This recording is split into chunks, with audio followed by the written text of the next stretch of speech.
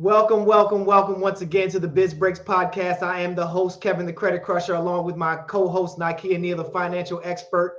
And today we have my good friend, Marc Gaillard on. He is a finance expert as well, operates in a different space from Nykeia, but we're all in the same space, just trying to build these things.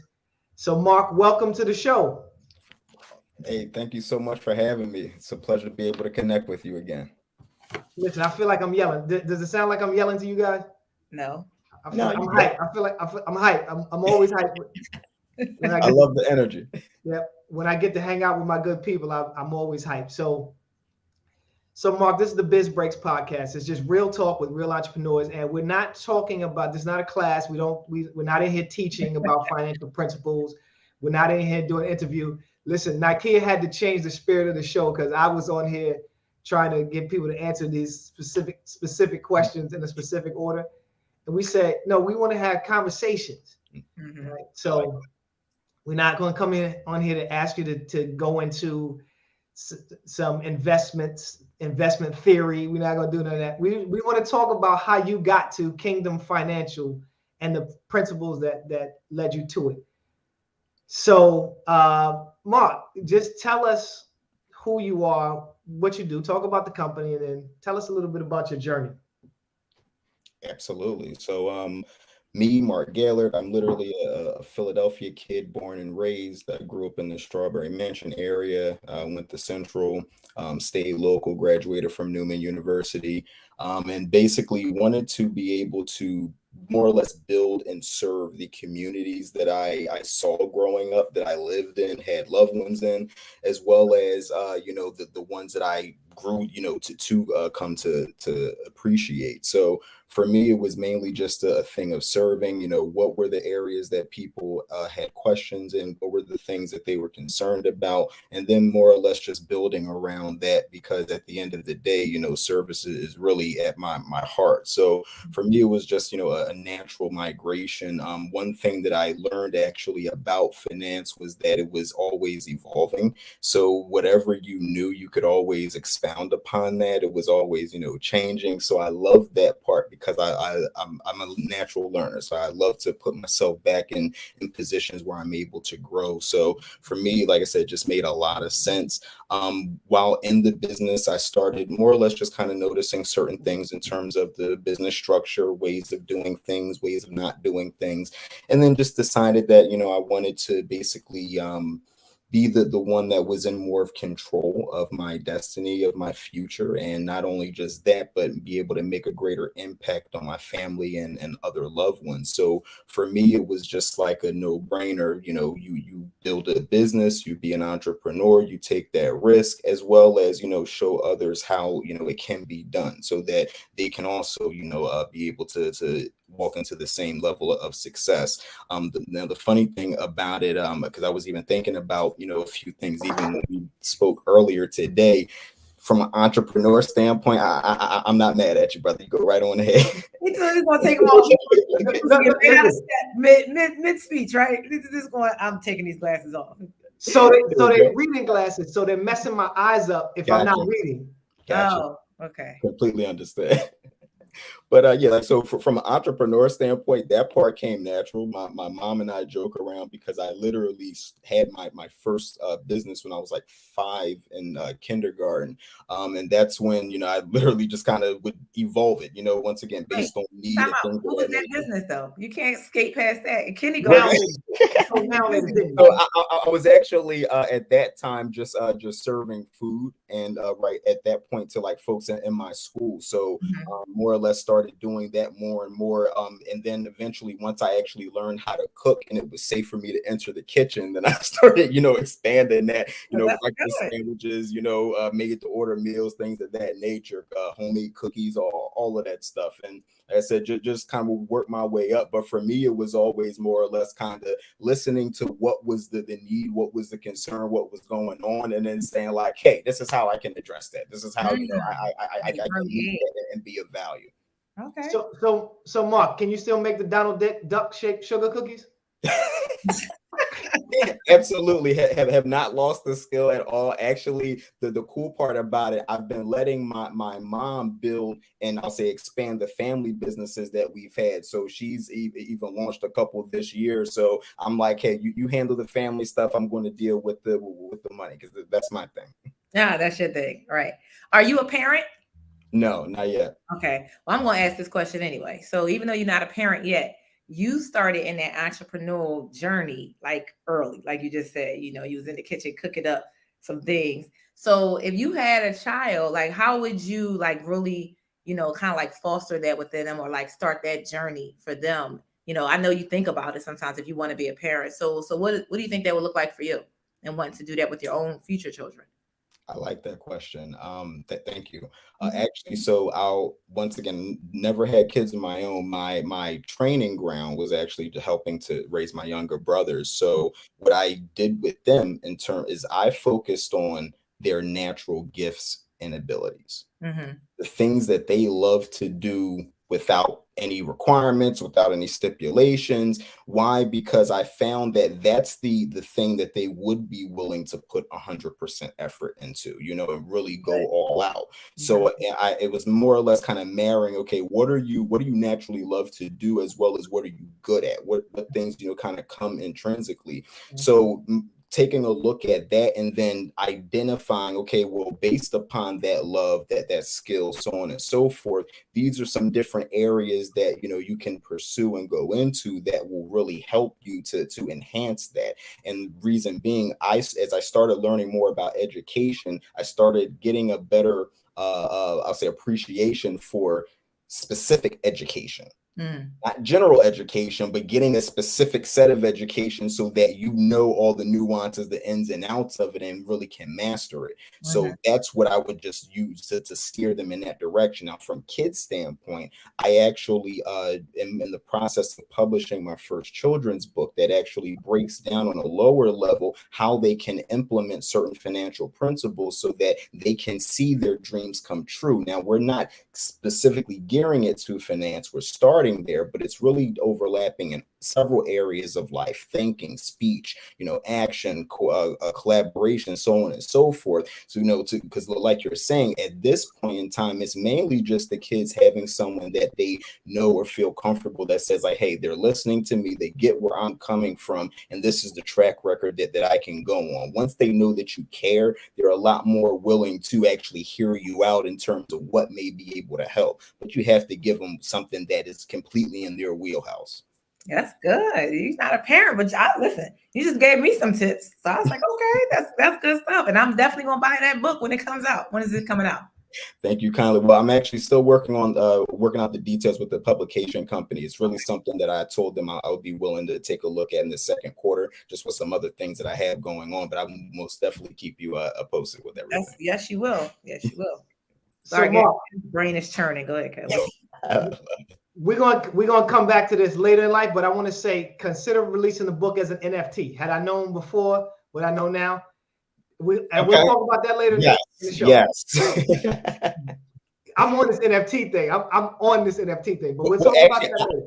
I will definitely talk offhand because I was thinking about you. I was setting up. I'll just say I was setting up an account with one of my clients. Actually, does deal with crypto and so on and so forth. So I was even getting some tidbits and things like that. So I have a few folks that you may be interested in connecting with. Definitely.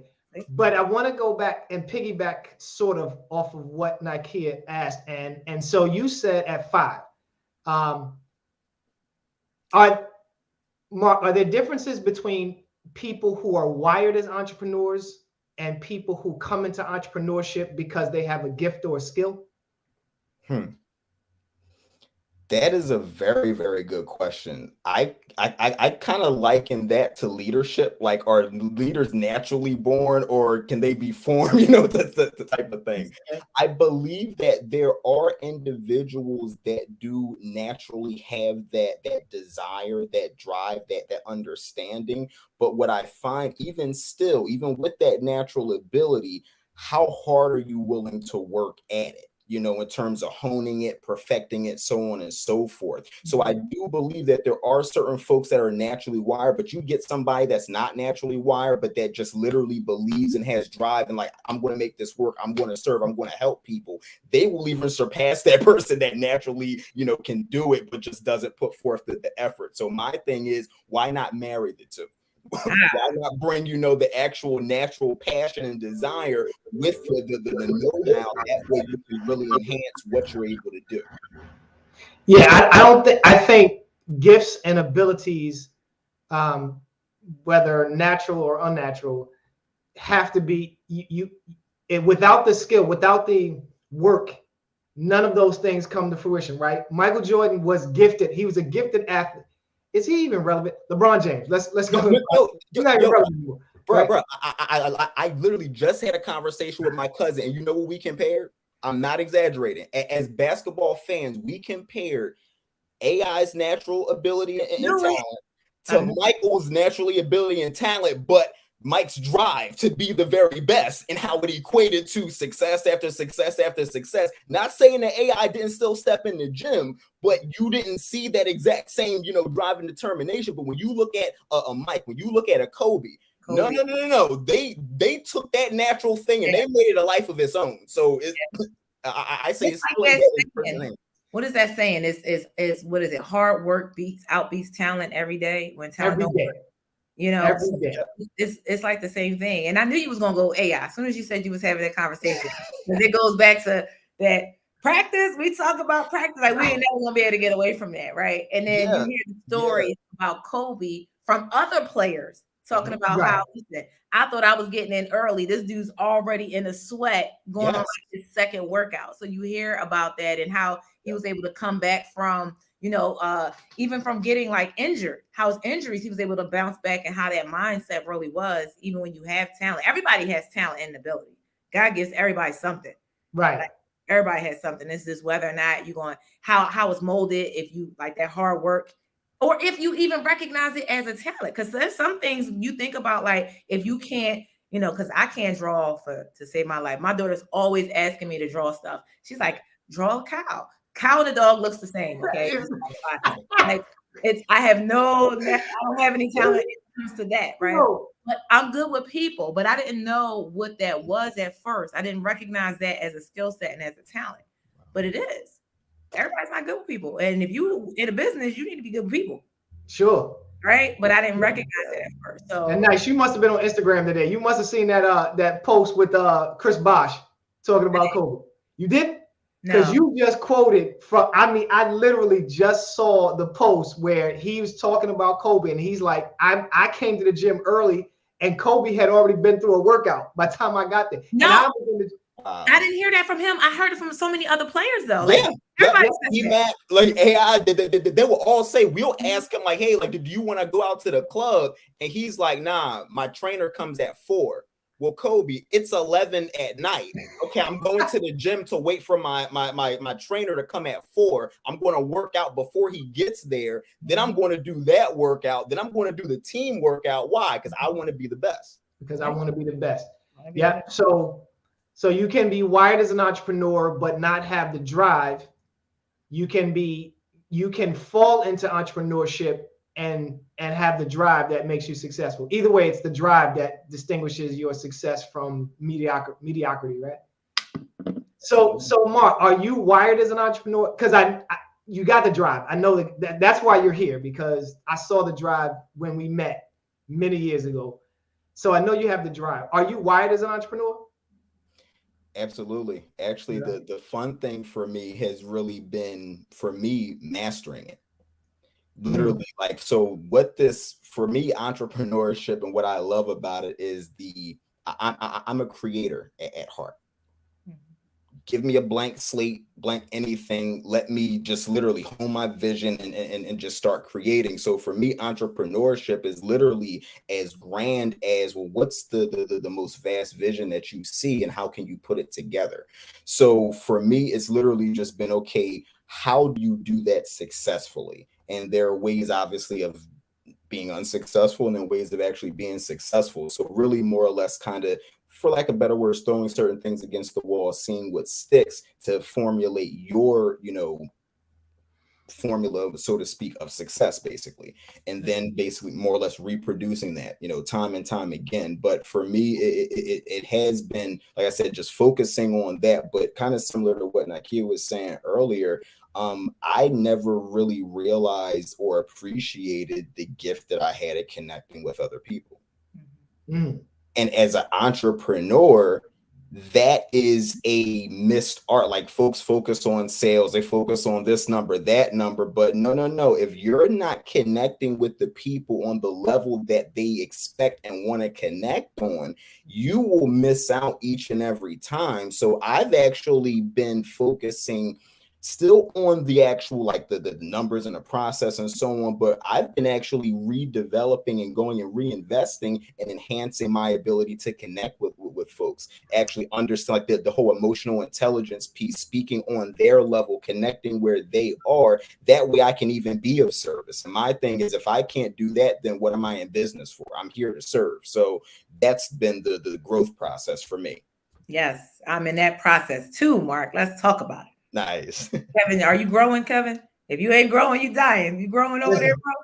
I've been 5'6" since I was in 9th grade. I've done all the growing I'm going to do. 130 pounds since 9th grade. This is growth. Oh, you mean in business? Got you. Jeez Louise. So you know what you said. So did you go to school for finance? So when you went to college, like, what was your degree in? Excellent question. So I actually kept it more general. I just did business administration because I was getting the finance classes, marketing, so on and so forth. But I had not specifically sold myself in one area, because going into school, I actually thought that I was going to go the accounting route. I just wanted to do numbers, put me in a room, and then I got in there. I'm like, I don't want to just do numbers. I want to close that. I want fresh air. I want to see people. I want to see smiles. I need to do something. There's nothing. How did you get into finance then? Whoa. So true story. It was the financial crash. So during the financial crash back in 07, 08, I was entering into to school and had so many just family members, friends of family that would, have questions. What's going on? What should I do with my money? What are, some good ways of handling things? And for me, and I'll just I'll start off by saying I'm an old soul. So I literally, my best friends growing up were my parents' friends, because I was the only child for 8 years. So for me, conversation, education, like the whole thing, I connect well with baby boomers. Those are my folks. I love them hands down. Baby boomers, and definitely Generation X. And I still obviously can connect with millennials, but yeah. So it's like why I just grew up talking that conversation. So I'm like, okay. Are you a baby boomer or are you Generation X? Why do you try to hurt my feelings every time we get on this podcast? I'm Gen X. All jokes aside, Kev, I think you with me. I think you X. Right? My mother is a baby boomer. How can you put it? We X. I'm not a millennial. People think I'm a millennial. No, I look like a millennial. Oh no, wait a minute. Wait, I'm sorry. You know what? I said Gen X. I'm what's in between baby boomers and Gen X? Because I think I got you by 10 years, right? Yeah, I think it's nothing. I think we're in the same thing. I think so. Then yeah, I'm Gen X. Okay, there we go. But I'm the beginning of Gen X, the very beginning. Right, I'm at the very end. See, listen, we the Alpha and Omega, baby. I started Gen X. You know what I'm talking about? That's why we climb, Alpha and Omega. All right, I'm sorry. So go back to, you are old soul. So how old are you, old soul? I'm actually going to be 32 next week. I love it. See, I got sneaker millennial. See, yep. He acting like a baby boomer. No, I think you're more like a Gen X person. Yeah, you definitely got Gen X vibe. With the baby boomers. That's my mom and them. So that's his mom. So go ahead and talk about that. Yeah, so for me, like I said, they were asking questions, and it gave me the opportunity to bounce a lot of things off of my professors who had all worked in finance, both domestically as well as abroad. So as I'm connecting with them, getting these answers, and literally going back and providing them and seeing the difference that it's making in their lives and what they're experiencing versus the millions of others that have no direction, no guidance. So for me, I just say, you know what, I love this feeling of being able to help people with something that's just so second nature, a few minutes, a few sentences, and it's completely changing their trajectory. So I loved it and said, hey, I want to more or less dedicate myself to being in that position where I can accumulate that information so that I can give it out as best as possible. So that's really what gave me that drive to get started. And then, so I'll say, coming out of school, still had no direction as to how to go about it, especially in my area. There's just not a lot of folks that get into being advisors on in the investment level. So from that point, honestly, it was gathering mentors, figuring out, folks that have either done it or been successful, and literally picking their brain. What I've begun to learn is, if you want to be successful, it's actually a lot simpler than people make it out to be. You simply find other folks that have been successful and you imitate what they do.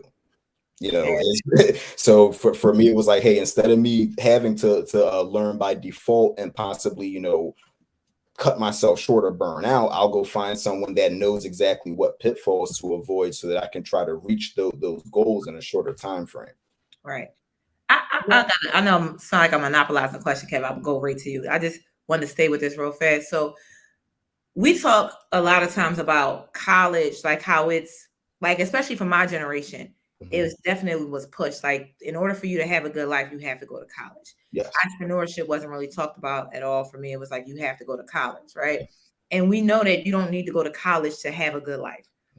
And even having a business is not necessary. Like, a lot of times people say, well, I want to go in business. You talk to younger kids, I want to go to business. So I'm going to school for, what is it? Business marketing, business administration, business something.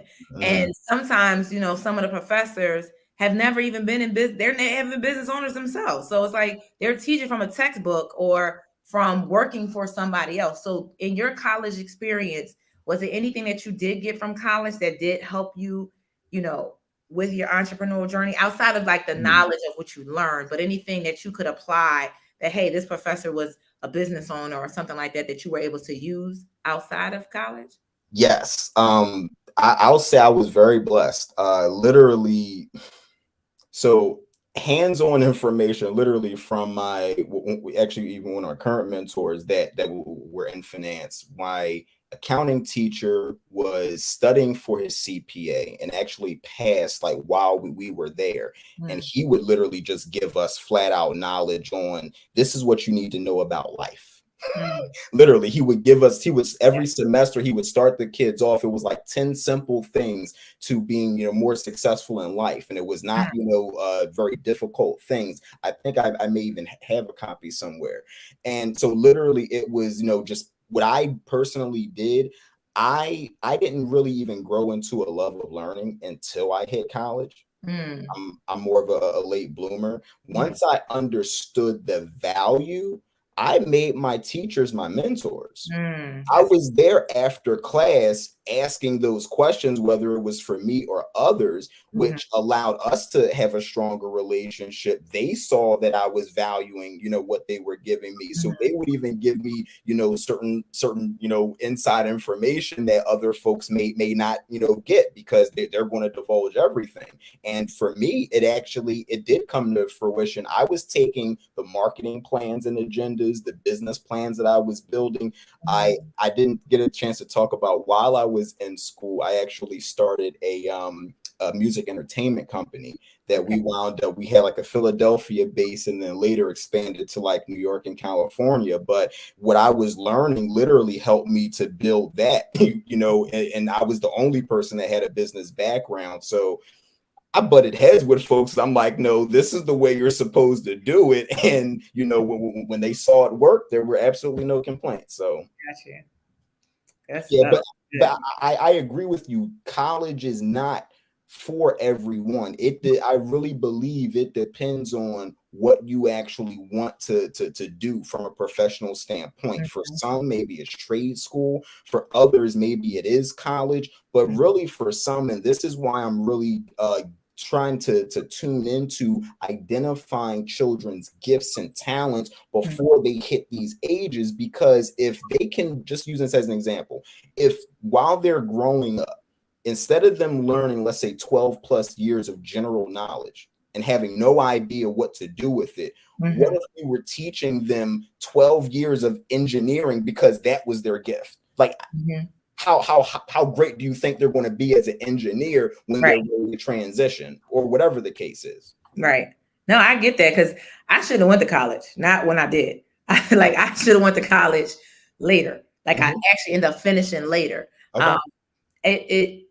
I didn't value it the way that I should. I didn't really understand the financial aspect of it. Like student loans, I'm still $60,000 of student loan debt, and I have just a bachelor's degree. So to go back and get my master's, right. But I'm saying, for me though, I'm like, I was making 30 grand. I was like, what? Who signed me up for this? Like, I had to figure out, my entrepreneurial journey was after that. But I that's why having those conversations, I think now is important. Like, I talked to my little sister, and I seen a lot of me in her. She was like, oh, I'm gonna apply for this schools and that schools. I said, no, you're going to community for 2 years, figure out what you want to do, fraction of the cost. Then she transferred to Rowan University, and she's graduating in May. Nice. Fraction of the cost. Still had a great experience. Now, my college experience, my friends that came from that was wonderful. And I will pay $60,000 for the friends that I have right now. But that's and so, by the way, guys, we are not telling anybody not to go to college. I'm saying my experience. Yeah, my experience. If that's your thing, I think college helps us to adult, because getting into this adulthood can be difficult. But I think college, although there's a cost associated, right? But there's a cost associated with all learning, right? I don't care where you do it, right? Whether you do it in the streets, whether you do it in college, there's going to be a dollar amount associated with that learning, right? But Kev, say that again for the people in the back, because oftentimes people are comfortable with getting $100,000 in student loan debt for this college degree, but won't go take this class because they want to learn real estate. So this class costs $3,000, but they don't want to spend $3,000 to learn from an expert who's already doing, because you mentioned, Marc, mentorship quite a few times, which is so important in your journey as an entrepreneur. But you have to spend some money to learn. It's just a matter of what do you value in spending it. Like you said, you gotta pay to learn. And Marc, you had to even pay for that mentorship. It cost you something. Yes. Whether it cost you time, because time has a dollar value associated, right? Whether you had to, like you said, you were in class after the students were gone, which means that you weren't eating or you weren't going out partying, right? So it cost you something. Yeah, we listen. I'm not even going to shame you, because I epic proportions of party. Oh, you can't shame me. You see my shirt says only good times, baby. Woo! So Marc. Yes, sir. What are your what have been and are your struggles through this entrepreneurship journey? Because we all get on social media and show everybody our highlight reel, right? But what's the stuff that stinks for Marc Gaillard? Excellent question. During the process, I have, I guess you call them, failed business partnerships, that have come and gone. Really figuring out and learning. Like, for it, I won't say that they're separate, but in my belief, my world, there's business and then there's financial business. And actually learning exactly what translates, what kind of goes over, so to speak. So I'll say that the ugly part definitely been the learning curve.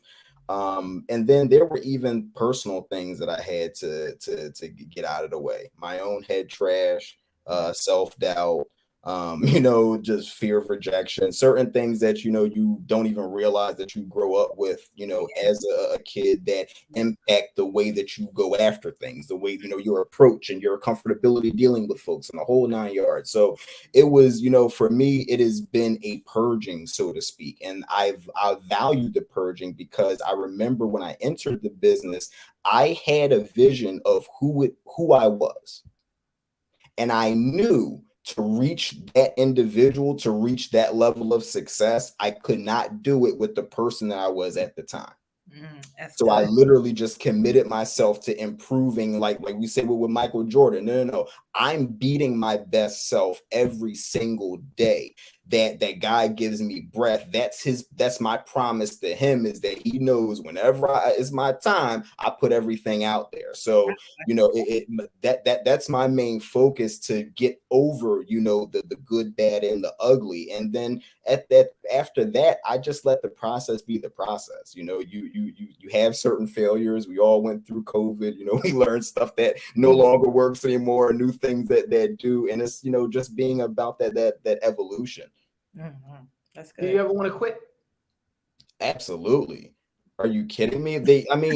No. So because, all right, one of the first sentences that I understood coming into my business was that what was like 88 to 90% of folks fail out of the business within like the first 3 to 5 years.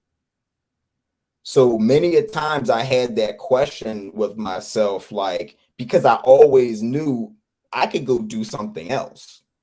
I go get a job elsewhere, whatever the case is. But when I evaluated the long term, what it was, like the why behind my what, that's what caused me to just suck it up and say to heck with it. We got to keep going. But yes, there definitely were those days where it's like, I can't do this.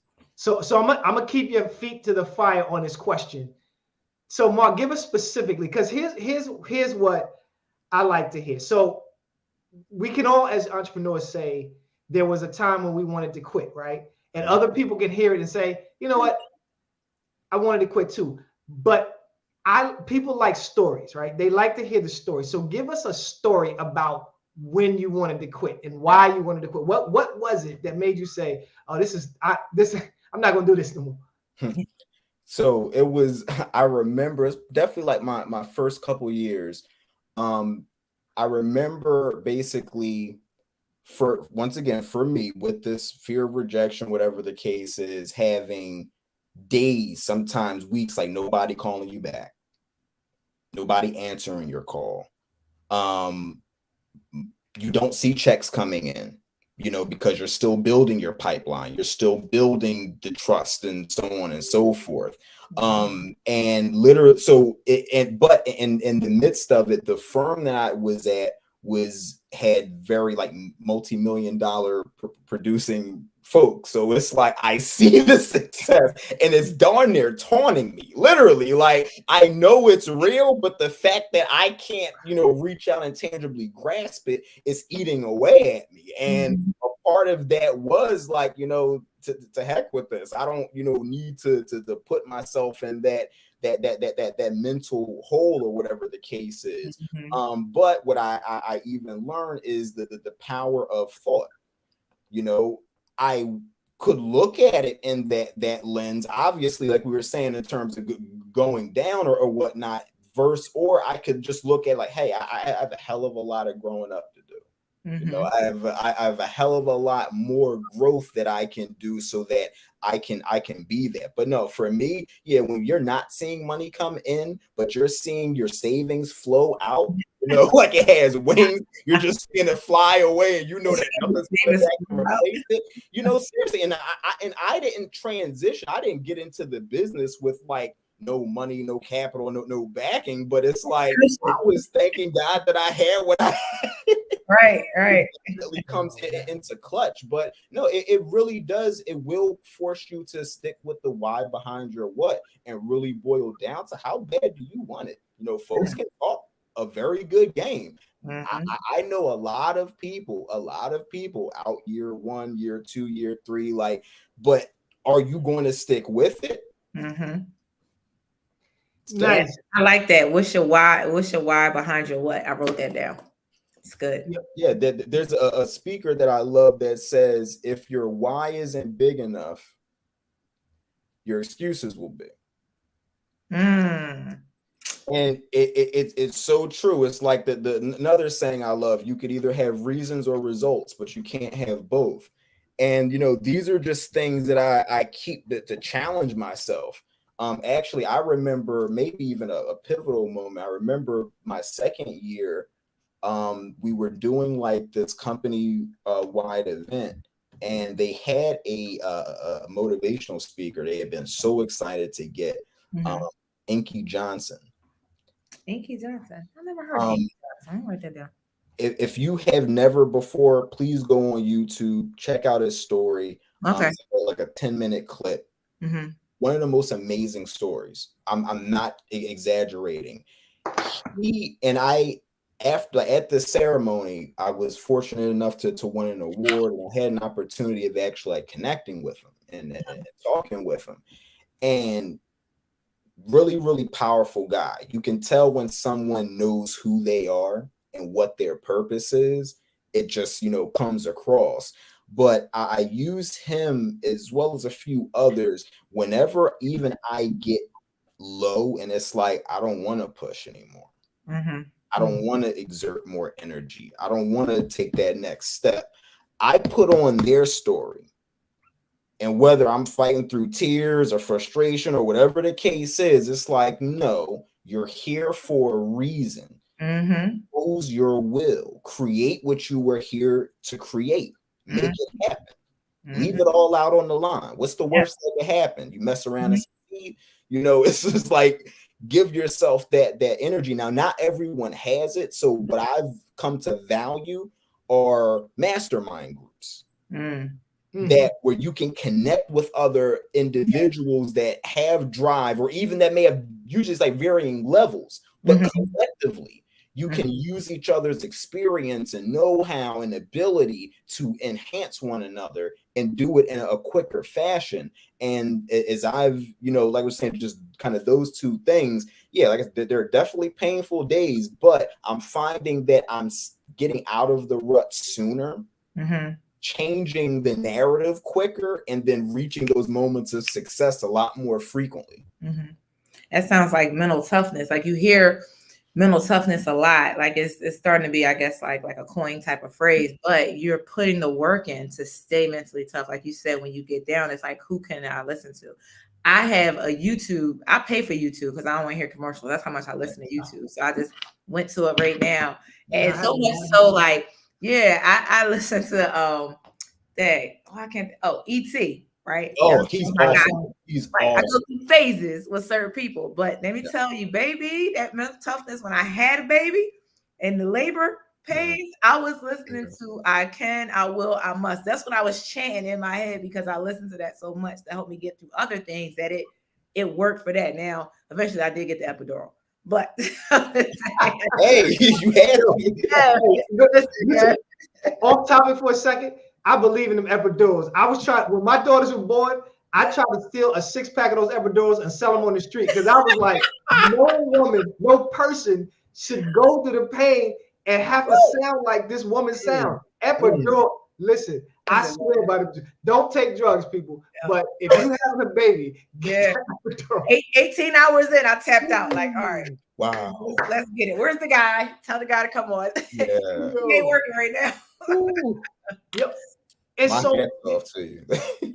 What's crazy about life and this entrepreneur thing is when life happens in the middle of your entrepreneurial journey, when entrepreneur life happens and personal life happens, and those things happen all at the same time. And so I like to be transparent. I got a screw in my tire 2 days ago, right? Again?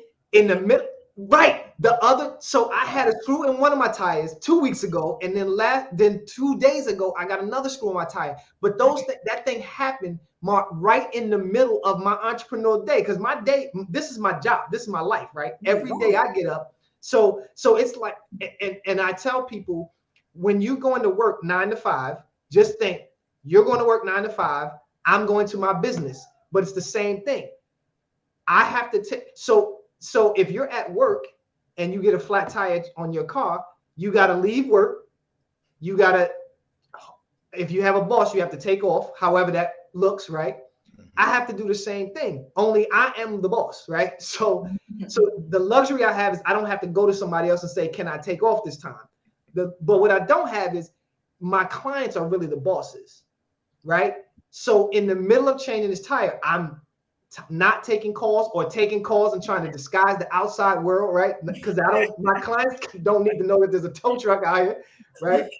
Because they don't care about that. They don't care. They don't care about that. So that's going on. At the same time, taxes just get done. I have a C corp, so my taxes have to be done quarterly, right? My tax account just hit me with a $7,000 tax liability, and I got this hole in my tire, right? So Mark, we're in this entrepreneurship, and this personal life is going on, this business life is going on, and it makes you say, yo, I gotta quit this shit. I mean, pardon my language, y'all. Gotta quit this shit. That's real talk, though, Kev. That's real talk. That's real. Nice. Yes. But you know what? I can't quit because the future me promised the present and past me that I was going to be where the future me is. So I can't quit. You know what I mean? It's right. Like if you were at your job and your boss said, yo, you can't quit because we got this deadline coming up a year from now. We're launching this new product. You are part of the product launch, and you can't, whatever happens in your personal world, whatever happens in the office, you got to put that aside because we have this goal on January 1st of 2023 that this product is going to launch, and you are an integral part of it. Without you, it can't happen. Mm-hmm. And that's how I look at my life. Like all those things, I can't let it stop me because the future me said, Kevin, you got this thing that you got to get to. Mm-hmm. And you can't let those things derail you. But I ain't gonna lie to you, man. I had to drive, when that tow truck pulled up, I was like, man, damn this credit. Yeah. My credit good. Good luck for this, y'all. That's what I said. Like, I'm good on the personal side. I'm good on the business side. Man, y'all get it on your own. It's some YouTube out here. Yep. Yeah. Hey. Talk to us about what do you do specifically? Like, you don't have to get into like giving us like Kevin said at the beginning, but how do you what kind of clients do you have? How do you help your clients? You do financial planning, because we want people to be able to connect with you as well if they need your services. So what do you do? Got it. I definitely appreciate it. So yes, I am a financial planner. I'm an investment advisor. I do insurance, life, disability, long-term care. But I'll say my main focus is really in retirement and investment planning. Mm-hmm. So for me, I'm currently literally a certified retirement income planner, and I'm currently in school, which is why I'm even laughing. We're having the conversation, but I'm currently participating in completing my CFP, certified financial planning dezernation. Yeah. So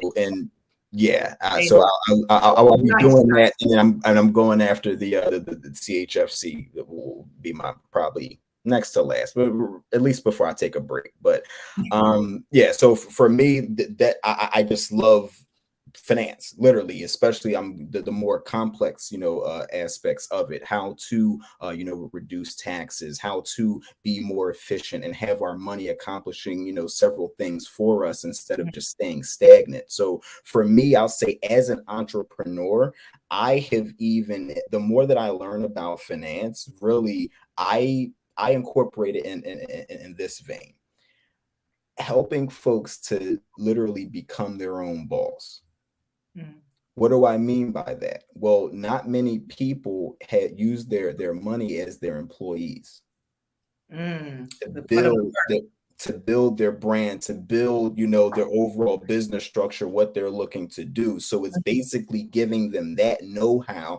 This is how you want, and folks, simplify, make your money work for you, however you want to put it. But as entrepreneurs, that's the way I look at it. And there's several ways of doing so. You get traditional investments, alternative investments, so on and so forth. It's just about marrying what you need with the right solution for you. Mm-hmm. I put that in the chat. I had to quote that. Use your money as an employee. Marc Gaillard, circa 2022. I put that in the chat. Hey, so Marc, I want to get into really quickly, and this is really a conversation for us all. So what do you guys think about this cryptocurrency, this metaverse, this NFTs, and this Web 3.0? I actually, the Web 3.0, I'm not that familiar with that one. So can you break that down a little bit, good brother? Yeah, it's so Web 1 was where you had websites that you could just read from. You couldn't there was no chat, no forums, no nothing. Everything in the Web 1 was people put up a website, they put information on it. All you could do was read the information. No way to interact with it. So you couldn't book a restaurant would have a website, but all it had on it was their menu and their address. Mm-hmm. You couldn't book a reservation through it.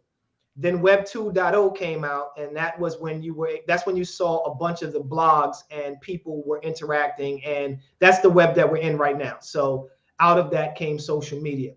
Web 3.0 now takes the internet and uses artificial intelligence, and you're seeing it now. So when you're on these platforms, and I don't want to say people's platforms names because I don't want to blow them up because they don't pay me to blow them up.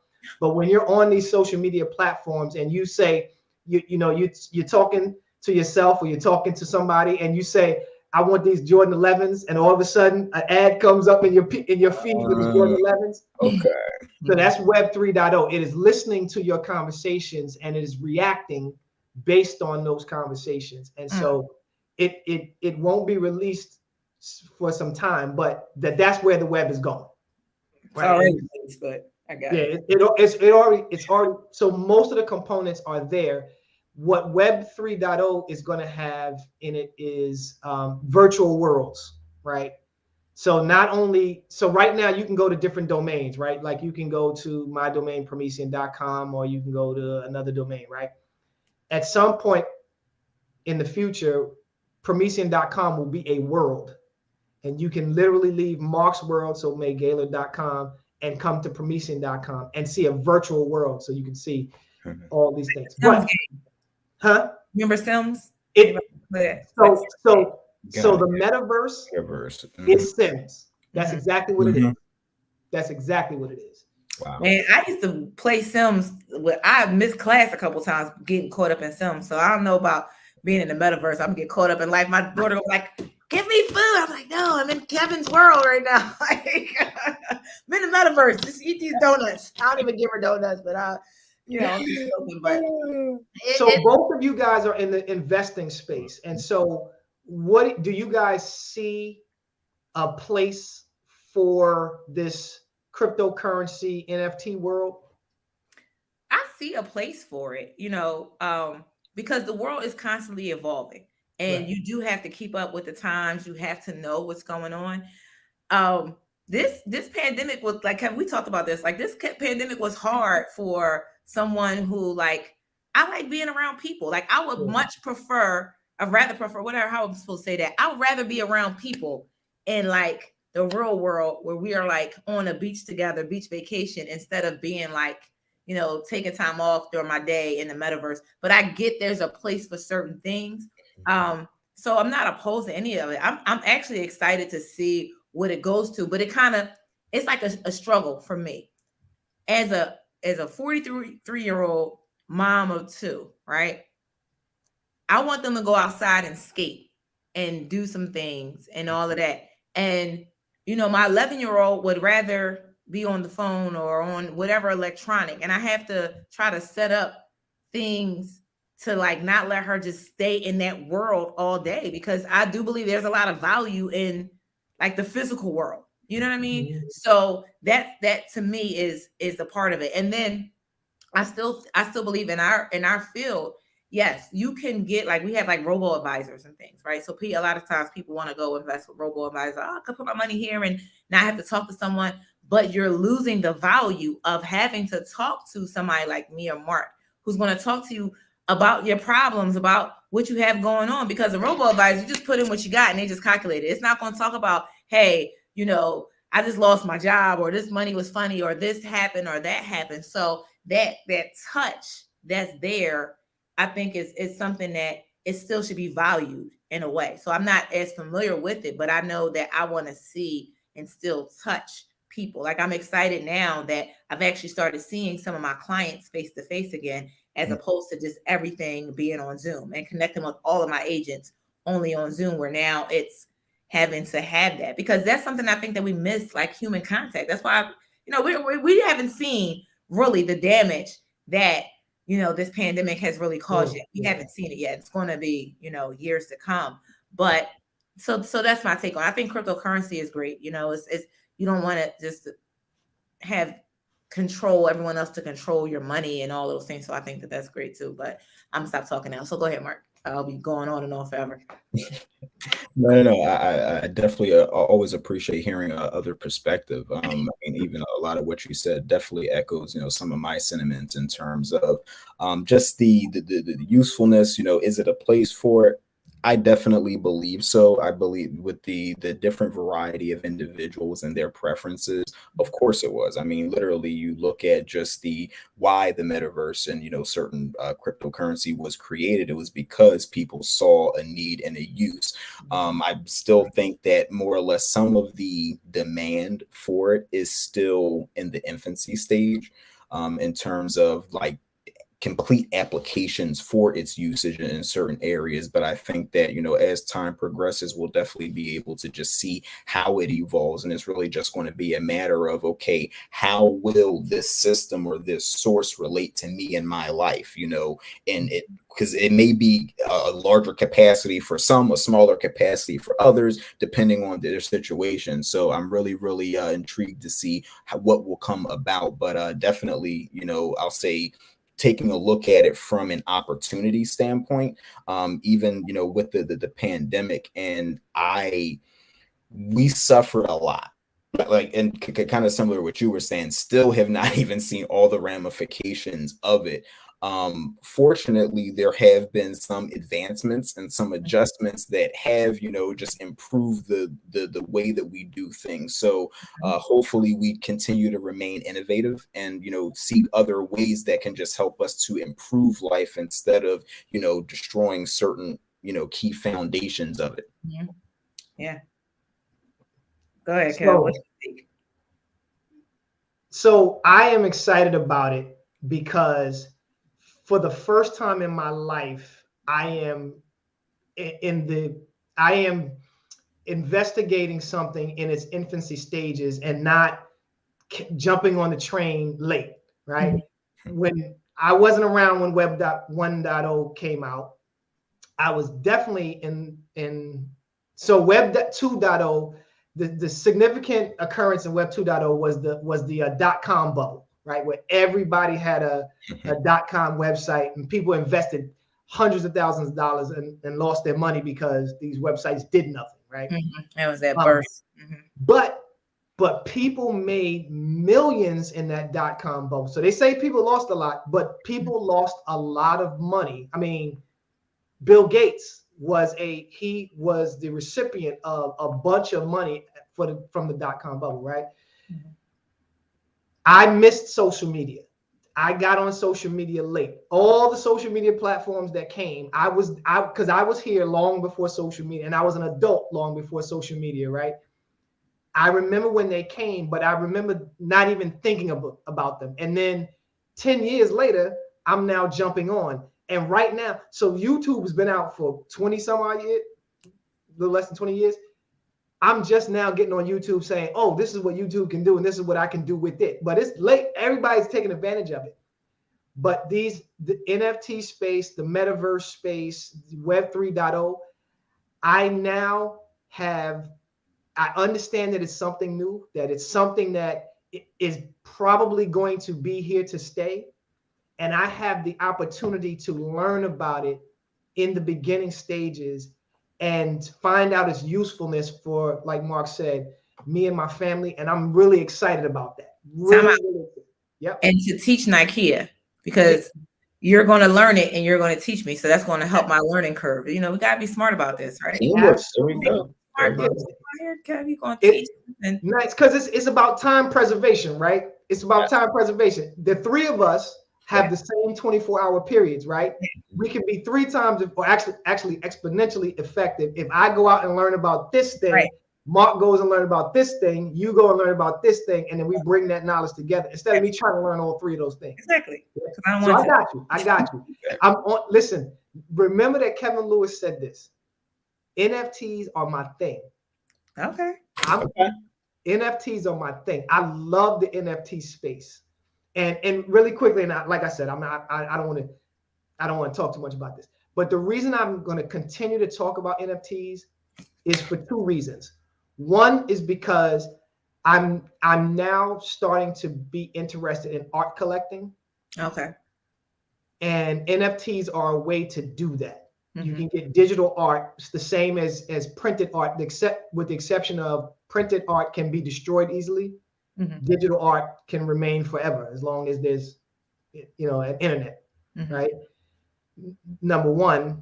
And number 2, investing, right? I want to always invest it. I never got into the stock market because 1, I wasn't there when the stock market was invented, but 2, and that's the reason I love NFTs, because I'm here when they were invented, right?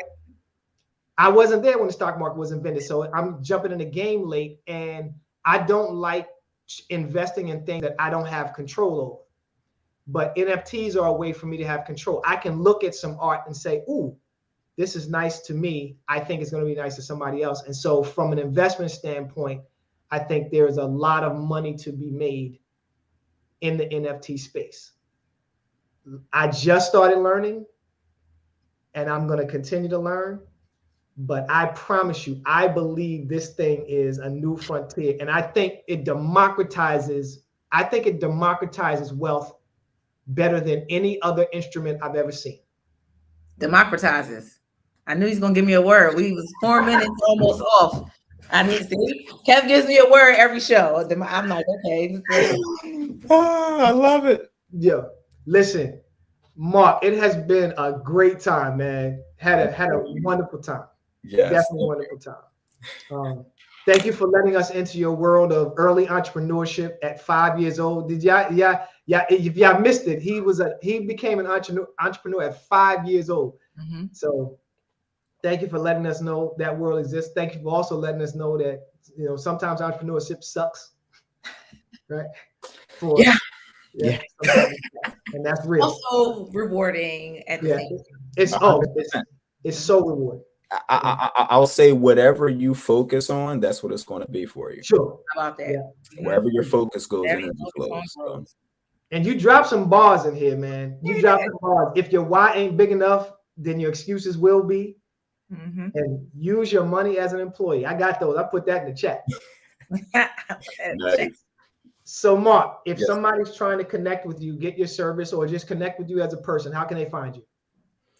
They can actually find me on Instagram. I'm at Kingdom Financial Principles 1. On Facebook, Marc Gaillard at KFP. Phone at 215-422-2449. Whatever is more convenient for you. Actually, you can even look me up on LinkedIn, Twitter. So it literally doesn't matter whatever platform you're on, we're there, and we just want to serve. One of the things that I also do frequently are free financial literacy courses. Last month we actually did investments, savings and investments. Upcoming, we have a retirement workshop that we're doing to help folks that are transitioning. So we like to do like a different topic. Literally, we're just in your wheelhouse saying, hey, we're here. We just want to serve. You have feedback, please let us know. We just want to connect and bring value. Before I let you go, I'm gonna do this real quick. We call this the Fast Four. Yep. We're gonna ask you 4 questions. Answer them as quickly as possible, as succinctly as possible. All right. Cool. Book that had an impact on your life. Great impact on your life. Think and Grow Rich. Great book. Great book. Dennis Kimbrough, right? That one as well. Yep. That's the black version, Kev. Right. That's right. Napoleon Hill and Napoleon Hill. I have both. You spot on. Resource that has been valuable in your entrepreneurial journey. Mentors. Oh, that's a good one. That's a good answer. Good. Challenge that you've had to overcome. Self-doubt, fear of rejection. Good. One thing you wish you'd learned earlier in life that would have helped you later in life. One thing. Very good question. I'm going to say, to take the emotion out of it. Take the emotion out of it. Good stuff. Marc Gaillard, thank you so much. Kingdom Financial Principles is the company. You guys can find him on social media. Marc Gaillard, spelled MarcGaillard is his name. Kingdom Financial Principles 1 is on Instagram. Thank you for joining us. For everybody else, stay tuned. Every Wednesday, 1 p.m. Eastern Standard Time, we are the Biz Breaks Podcast, where we have real talk with real entrepreneurs. You can catch us on Facebook at Biz Breaks Podcast. We have both a page and a group you can join there. You can catch us on YouTube at my page, Premisien Credit Counseling. You can catch us on both of our pages, me and Nykeia, with both of our names, which are here. You know me, Kevin Lewis. You know Nykeia Neal. She is the finance expert. We love you guys. We'll see you guys in a week. Awesome. Thank you, guys. Have an amazing day. Absolutely.